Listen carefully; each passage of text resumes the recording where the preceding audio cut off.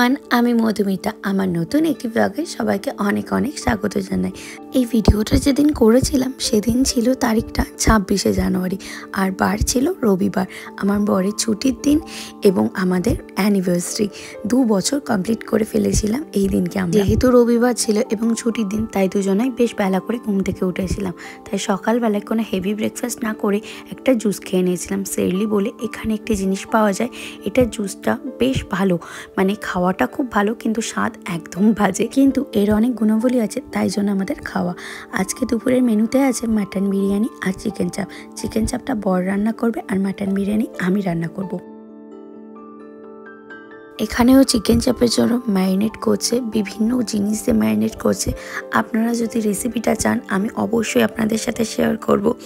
আমি যখন ইন্ডিয়াতে ছিলাম কিংবা স্কটল্যান্ডেও ছিলাম, এটা সবার খুব পছন্দের ছিল আমার হাতের এই চিকেন চাপটা।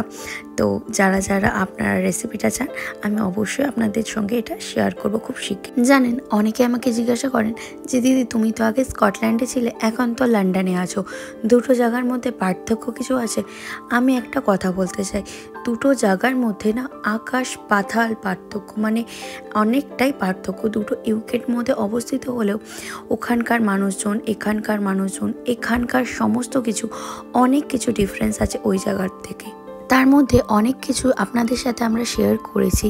যেমন আমরা যখন স্কটল্যান্ডে ছিলাম, আপনারা তো সকলেই দেখেছেন আমরা যে সমস্ত ওষুধ পরিষেবা এবং চিকিৎসা ব্যবস্থার পরিষেবা পেতাম সবই একদমই বিনামূল্যে ছিল, কারণ আমাদেরকে সেই সমস্ত কিছু পে করতে কখনোই হতো না। লন্ডনে আসার পরের থেকেই আমার শরীরটা বেশ খারাপ হতে শুরু করেছিল এবং তার ফলে আমাকে জিপিতে রেজিস্টার করিয়ে ডাক্তার দেখানো শুরু করতে হয়।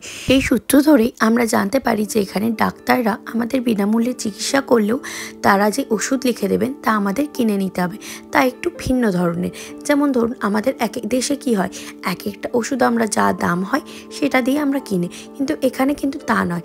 এখানে আপনার প্রেসক্রিপশানে যদি 3টে ওষুধ লিখে দেয় তার দাম এক একটা দেবে 9.99 পাউন্ড, মানে আমাদের ভারতীয় টাকায় ওই প্রায় 1100 টাকার কাছাকাছি নিয়ে নেবে এখানে এক একটা ওষুধের দাম। তাহলে এখানে কিন্তু আমাদের লন্ডন অনেকটাই এক্সপেন্সিভ অন্যান্য শহরের থেকে ইউকের। এখানে এই মূল্য বৃদ্ধির একটি বড় কারণ হলো এখানে এশিয়ান কান্ট্রির বহু মানুষ বসবাস করে, বিশেষ করে বহু বাংলাদেশি মানুষ এখানে থাকেন। গল্প করতে করতে আমার মাটনটা প্রায় কষা হয়েই এসছে। এরপর মাটনটাকে একটু প্রেশারে সিটি দেব, কারণ আমাদের এখানের মাটনগুলি সবসময় না একটু শক্ত ধরনের হয়, কড়াইতে করলে অনেকটা টাইম লাগে এবং আমি একটুখানি প্রেশারে সিটি দিয়ে করতেই বেশি স্বাচ্ছন্দ্য বোধ করি। অনেকেই আমাকে বলে যে দিদি লন্ডন কি তাহলে খুব একটা ভালো জায়গা না? আমি বলবো একদমই নয়, লন্ডনও খুব সুন্দর একটি জায়গা। এই জায়গারও অনেক বিশেষ বিশেষ দিক আছে, মানে খুবই ভালো দিক আছে যেগুলো আমরা স্কটল্যান্ডে একদম পাইনি।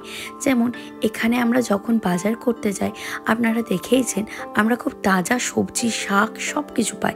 যেমন আমি লাল শাক থেকে শুরু করি, পুঁইমিচুরি, পালং শাক সব কিছু কিন্তু একদম ফ্রেশ পাই, যেটা কিন্তু আমরা স্কটল্যান্ডে একদমই পেতাম না। আর এখানে সবজি, শাক সবজির দামটা বেশ অন্য জায়গা থেকে অনেকটাই সস্তা আমার বলে মনে হয়, কারণ আমরা যখন স্কটল্যান্ডে ছিলাম সবজির দামটা একটু এক্সপেন্সিভ হতো ইন্ডিয়া বাজারে, কিন্তু এখানে এত পরিমাণে এশিয়ান স্টোর আছে যে আপনি বিভিন্ন ধরনের সবজি পেয়ে যাবেন সেখানে। বিশেষ করে আমাদের বাঙালিদের যা যা সবজি আছে সব কিছুই কিন্তু আপনারা লন্ডনে বসে একদম নিমেষেই পেয়ে যাবেন। আর লন্ডনে এত পরিমাণে বিভিন্ন ধরনের খাবারের ভ্যারাইটি, এত স্টোর থাকে যে আপনি কোনটা ছেড়ে কোনটা খাবেন নিজেই দিশা খুঁজে পাবেন না। আমরা যখন স্কটল্যান্ডে ছিলাম, কোনো বড় রেস্টুরেন্টে গেলে আমাদের সেখানে 50 থেকে 40 পাউন্ড, মানে ওই ভারতীয় টাকায় 4 থেকে 5,000 টাকা আমাদের খরচ হতো, কিন্তু এখানে আপনি 3 পাউন্ডে, মানে আমাদের দেশের টাকায় ওই 350 টাকার মতো টাকায় আপনি পেয়ে যাবেন বিরিয়ানি।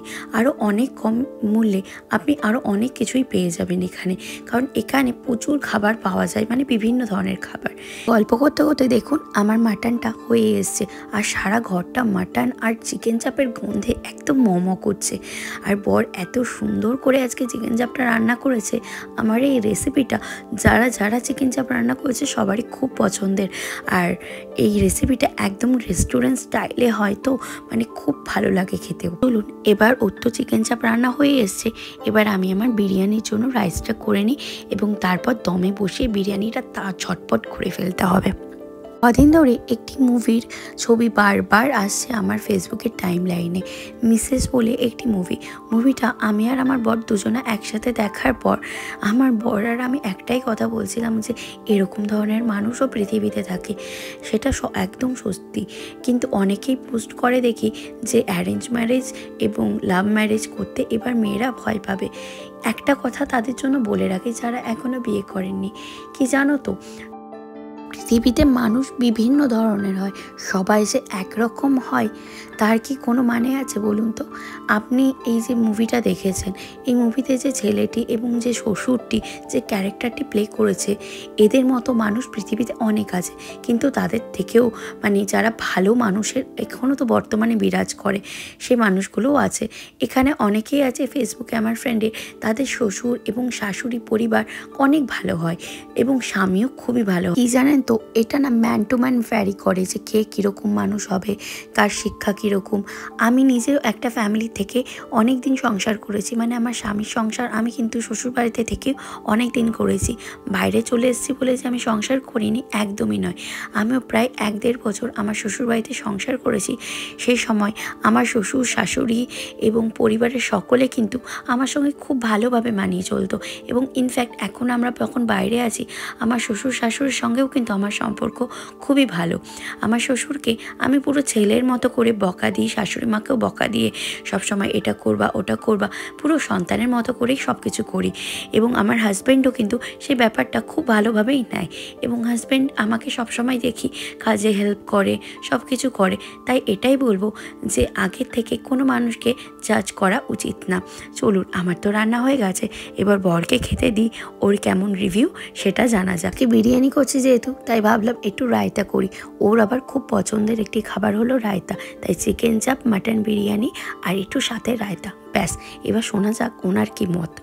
খেয়ে বলো কেমন হয়েছে। অসাধারণ, একদম সেই কলকাতা স্টাইলের সেই যে দাদা বৌদি বিরিয়ানি, সেই ফ্লেভারটা এসছে। একটু রায়তা খেয়ে দেখবো কেমন লাগবে। ও তো খেয়ে খুব ভালো বলছে, আমারও এবার প্রচুর খিদে পেয়ে গেছে। চলুন ভিডিওটা আজকে এখানেই শেষ করছি। সবাই ভালো থাকবেন, সুস্থ থাকবেন, সাবধানে থাকবেন। আর ভিডিওটা ভালো লাগলে একটা লাইক কমেন্ট শেয়ার করে দেবেন। দেখা হচ্ছে পরবর্তী আরও নতুন একটি ব্লগে। ততক্ষণের জন্য সবাইকে টাটা।